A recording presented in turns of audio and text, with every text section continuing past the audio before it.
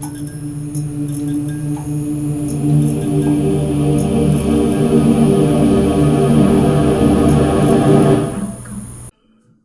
so today I'm going to teach you how to make circles in your mesh in 3ds Max. And there's generally a couple different ways to do this.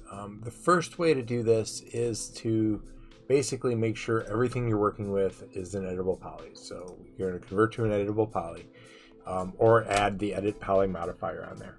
The next thing we're going to do in this first method is basically go into the edge mode, and we're going to delete the 4 edges where we are basically going to make the sphere.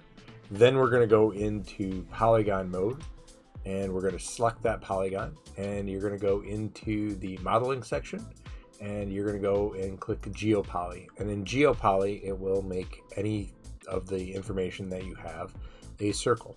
So that's the first methodology to create a perfect circle. Now you can then, extrude, do what you need to do, and kind of go from there. The next method to do this is basically going in and making sure your polygon count is correct.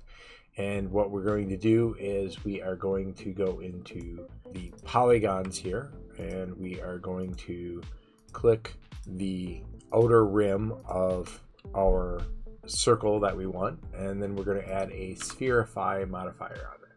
So with Sphereify, it will basically convert everything into a cylinder, and then again we can add an edit poly modifier on top of that, and then continue modeling as normal. So that will allow us to again model everything accordingly. The next and final way to do this is to basically go into your polygon section, and we are going to, in this case, convert to an editable poly.